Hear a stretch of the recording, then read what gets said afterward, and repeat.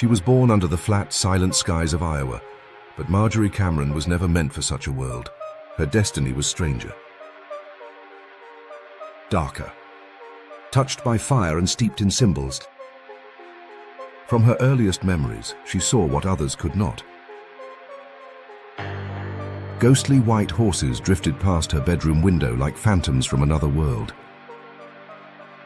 A well in her grandmother's garden became, in her eyes, a portal to hell.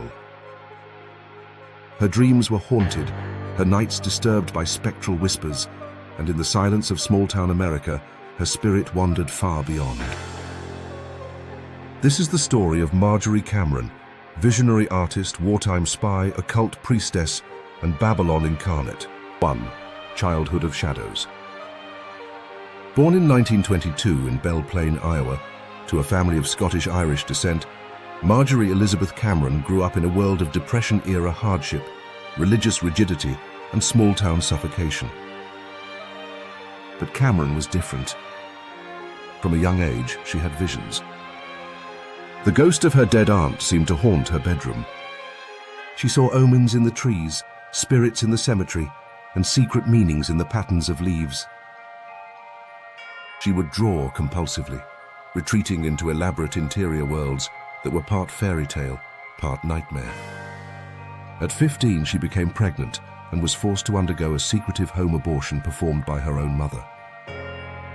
The physical pain was immense, but the psychic wound opened a rift. After that, Cameron was no longer just a girl. She had become something else. Something liminal.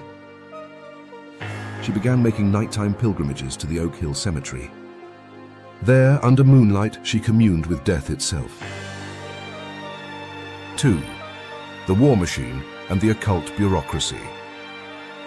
When World War II broke out, Cameron joined the Waves, the first female division of the US Navy. Her beauty and presence were magnetic. Tall, ethereal, and red-haired, she cut a striking figure in her uniform. She worked in Washington, D.C. as a cartographer and makeup artist for naval propaganda films, often handling blood-soaked uniforms pulled from corpses, preparing them for fictional reenactments. But stranger things stirred beneath the surface. Cameron claimed she had been used in a covert honey trap mission to seduce a suspected Nazi sympathizer. She haunted government offices, brushed shoulders with Union spies and filmmakers, and mingled with the occult underbelly of wartime D.C. One superior officer hated her with obsessive intensity. Another tried to sabotage her career, or worse, provoke her into suicide. She went AWOL to visit her injured brother. For this, she was court-martialed, but mysteriously the charges vanished. Someone somewhere had erased her military sins. A protective hand, or a secret order with its own interests. Part 3. The Summoning at the Parsonage. In 1946, everything changed. In Pasadena, California, she was introduced to a man who would shape her myth, Jack Parsons. Rocket engineer, sorcerer, follower of Aleister Crowley, co-founder of Jet Propulsion Laboratory by day, high priest of the occult by night.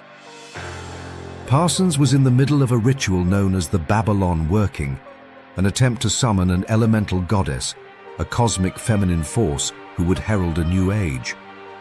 When he met Cameron, he believed his magic had succeeded. She was the Scarlet Woman, the goddess incarnate. Within days, they were lovers. Their passion was violent, ecstatic, cosmic. He renamed her Candida. She called him Valarian. Their house, known as the Parsonage, became the headquarters of the Agape Lodge, where scientists, witches, mystics, and artists gathered to conduct rituals of sex magic, psychedelic visions, and Thelemic invocation. Even L. Ron Hubbard, the future founder of Scientology, was there. He seduced Parsons' former lover and stole thousands from him. Parsons retaliated with an occult storm that, he claimed, dragged Hubbard's yacht back to port. The story only gets stranger. 4. Explosion and initiation. In 1952, Jack Parsons was killed in a mysterious explosion in his home lab. Some said it was an accident. Others whispered assassination. The FBI had long watched him. His work with military-grade explosives, his occult interests, his volatile relationships, all of it made him dangerous. Cameron, devastated, withdrew into ritual. She wandered the Mojave Desert, convinced she was pregnant with a Moonchild, a magical child conceived through their rituals. She performed daily rites to commune with angels. Her dreams were filled with hieroglyphs and burning stars. She refused to eat food touched by human hands and claimed to be guided by unseen beings. In the desert, she encountered something she never described, only saying it spoke without words and left her forever changed. She began painting compulsively, her style fusing mystical symbolism, sacred geometry, and esoteric sexual imagery. Her art, she believed, was dictated to her by spirits. 5. Wormwood Star rises. Cameron lived in the margins, between dimensions, between sanity and vision. She starred in Curtis Harrington's surreal 1961 film Night Tide, playing a sea witch with haunting depth. She cast spells on celluloid, becoming a living archetype of mystery and transformation. Her life intersected with beat poets, underground filmmakers, and the emerging counterculture. Dennis Hopper, Kenneth Anger, and Bobby Beausoleil all passed through her orbit. She painted on ceilings, over doorways, on her clothes. Her home became a temple filled with sacred objects, handwritten spells, and the scent of incense. But the shadows never left. She claimed to be stalked by astral parasites. She believed the government had targeted her with psychic interference. Her journals record nightmares of being split in two by spectral forces, of encounters with non-human intelligences, and messages received through static. And yet her clarity deepened. She was forging her own path. A witch, a prophetess, an artist not of this world. 6. Legacy of Fire. Marjorie Cameron died in 1995. At her funeral, friends said it felt less like a passing than a transition. Some claim the room filled with static electricity. Others say her remaining paintings glowed. Today, her once-ignored artwork is celebrated. Her influence can be seen in everything from occult art to visionary film. She is revered by mystics, witches, and rebel artists across the world. She was not just a muse. She was the working. Not merely the Scarlet Woman, but Babalon embodied. Not the wife of a visionary, but a visionary in her own right. Her life was a ritual, her art a talisman. And through it all, she remained untouched by the ordinary. A conduit for something strange, something vast. She fell to earth, not to be tamed, but to ignite.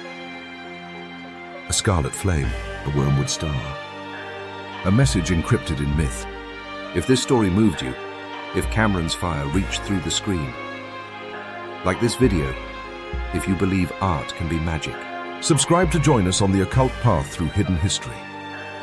Share with someone drawn to the shadows, and tell us in the comments, was she a lost prophet or the next evolution of the human soul? Because the age of mystics never ended. It just went underground. And it's waiting. Marjorie Cameron didn't just walk between worlds. She opened the door and invited them in. A star fallen to earth to burn away illusion. But what if she wasn't the only one? What if there are others, scattered through time, sending signals in the dark? Through art, through ritual, through madness and magic. If you've heard her call, if the symbols in your dreams are waking up, if you've ever felt you weren't born into the right world, then this is your channel. Subscribe and follow us deeper into the forgotten, the forbidden, and the flaming edge of reality. Because some stories don't end. They just wait for the right eyes to open.